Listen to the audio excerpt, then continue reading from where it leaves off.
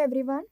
Myself Ms. Shubhra Bende from Government College of Arts, Science and Commerce, Assistant Professor. Program Bachelor of Science, second year. Subject Botany, Semester 3. Course code BOC 103. Course title Plant Anatomy and Embryology. Title of the unit Embryo and Endosperm Seed Structure. Module name Structure of the mature seed. Outline Mature seed, structure of dicot and monocot seed. Learning outcomes defines a mature seed, describes the structure of dicot and monocot seed. Now we will see what is a mature seed, what are its components and structure. A true seed is defined as a fertilized mature ovule that possesses embryonic plant, that is with radicle and plumule, stored material and a protective seed coat or seed coats. Now here we have an image. A is a dicot image. A is a dicot seed and B is a monocot seed. Now the basic difference over here, we can see the seed coats. In dicot there are two seed coats, in monocot there is a single seed coat. Now we will see in the next slides the in detail structure of a dicot seed and a monocot seed.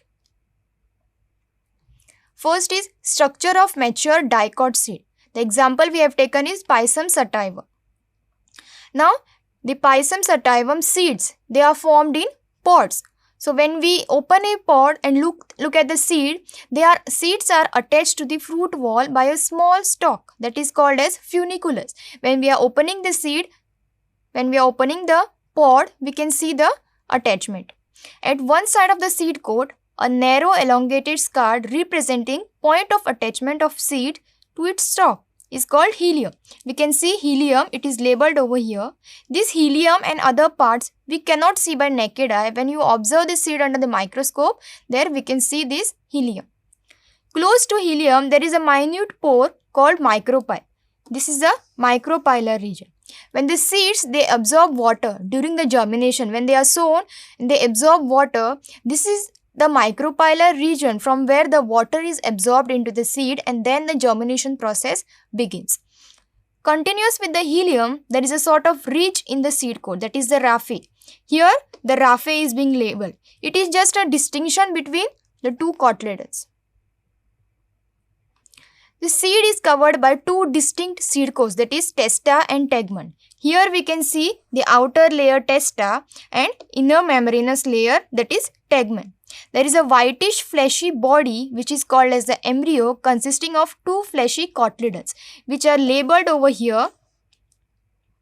There is a short axis to which the cotyledons remains attached, that is the middle portion.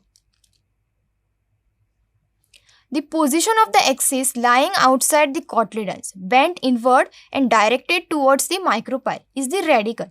Here the radicle is labeled. Now radicle is the part which gives rise to the root initials.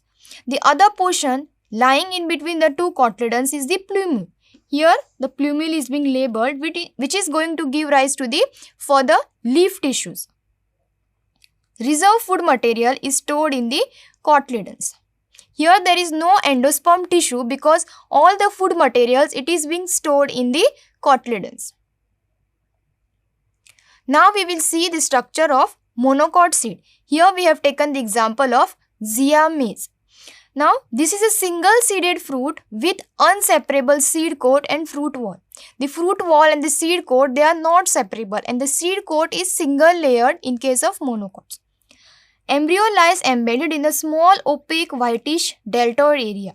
We can see here the position or the seat of the embryo in both the sections. Thin layer surrounds the grain which is called as the seed coat. Actually, it does not perform the function of the seed coat because it is very thin in structure.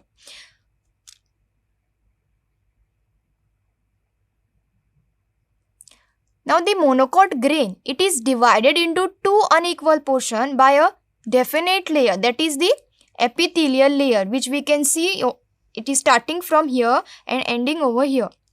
This layer is called epithelial layer.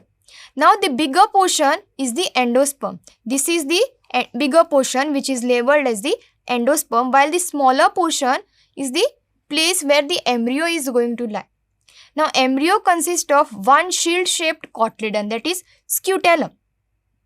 Now there is no exact function for scutellum because all the nutrition to the growing embryo is provided by the endosperm tissue, which was absent in dicot seed.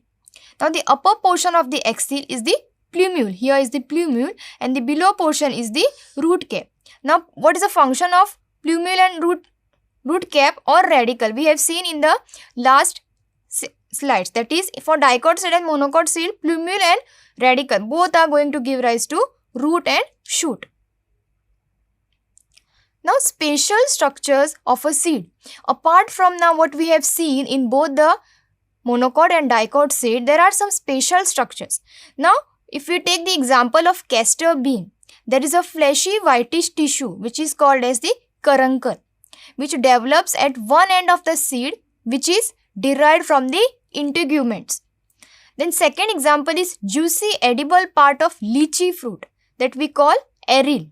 It is an outgrowth of the funiculus that develops after fertilization. Third example we have taken is of cotton fibers, which are elongated epidermal hairs of seed coat. Now these are the spatial structures apart from what we have seen in the last slide. These are some of the references. Thank you.